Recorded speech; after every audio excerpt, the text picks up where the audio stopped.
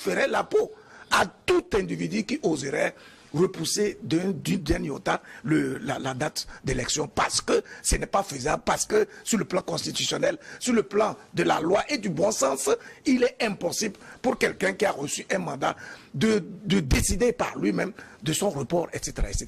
Aujourd'hui, c'est lui qui vient ravaler toute sa vomissure au point de devenir une risée au sein même de son peuple et dans la masse en Afrique, etc. C'est quand même dramatique et c'est déplorable pour nos gouvernants, oui. Alors, les raisons avancées par Macky Sall, je le disais tantôt, c'est cette situation entre le Parlement et le Conseil constitutionnel qui a validé des candidatures et invalidé certaines, dont celle du fils de Ouad, Karim Ouad, à cette présidentielle.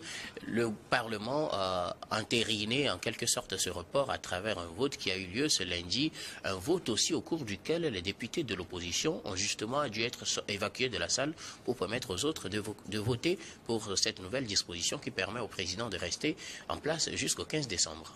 J'ai posé à l'instant la question de savoir de quoi le président Macky Sall se mêle-t-il s'il y a des querelles ou des mésententes entre le pouvoir judiciaire et le pouvoir législatif. Lui, il est du pouvoir exécutif et il a été mandaté.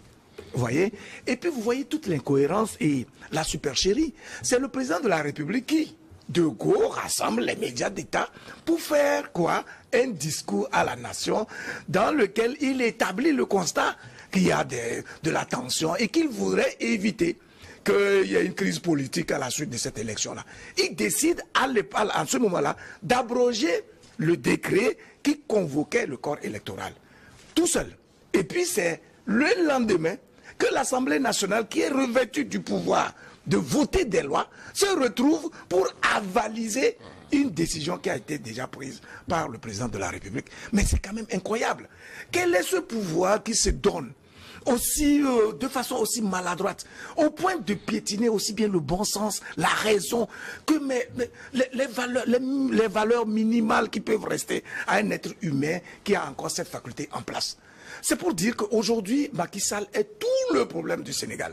Parce que c'est avec lui qu'on voit les violences politiques. Et je signale que depuis qu'il a commencé à nourrir ses ambitions de rallonger son séjour dans le fauteuil présidentiel, les violences politiques ont déjà causé plus de 40 morts. Et aujourd'hui, plus de 1500 détenus politiques croupissent dans les geôles des prisons du Sénégal. Quelle est sa fierté? Quel est l'héritage qu'il entend laisser à son peuple? Après avoir fait 12 ans au sommet de l'État, il devrait se sentir privilégié. Il a eu tout le temps de dérouler sa vision et de montrer de quoi il est capable en tant que citoyen ayant eu cette chance et ce privilège de bénéficier donc de cette aura aussi immense et dense que d'avoir le fauteuil présidentiel où tu as la latitude de montrer de quoi tu es capable. Si pendant 12 ans, il n'a rien fait d'extraordinaire, et c'est après cela qu'en rallongeant de façon aussi maladroite, au risque même de mettre le pays à feu et à sang, c'est en ce moment qu'il va avoir espoir, qu'il pourra apaiser le pays, qu'il pourra donc créer les conditions optimales d'organisation d'une élection. Mais c'est de la supercherie tout simplement. En fait, c'est qu'il considère le pouvoir comme une fin en soi. Il n'a aucune envie de lâcher prise. En témoigne d'ailleurs même la mésentente qu'il a aujourd'hui avec son supposé dauphin.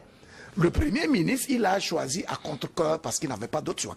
Mais en réalité, on sent qu'il est dans la posture de celui-là qui voudrait faire du pouvoir une fin en soi, en jouir, quitte à mourir dans le fauteuil présidentiel. Ce qui ne rime pas avec les aspirations profondes des Sénégalais, ce qui ne rime pas avec la tradition dont nous ont habitués les Sénégalais. Je pense que sa position sera difficilement tenable, et même s'il finit par tenir, parce qu'il compte sur l'armée, la gendarmerie, la police, qui utilisent la force brute pour justement étouffer toutes les velléités de soulèvement, de contestation des Sénégalais, il devrait une risée, il devient ridicule, parce qu'en réalité, sa mission avait été, si vous voulez, de montrer l'exemple en tant que leader, de faire en sorte à ce que les règles de la cohésion sociale, de la paix sociale, de l'unité nationale soient promues de sorte qu'ils puissent être capables de créer une nation solidaire et prospère au Sénégal. Si ce n'est pas le cas, aujourd'hui, il a déstructuré et détruit tout le patrimoine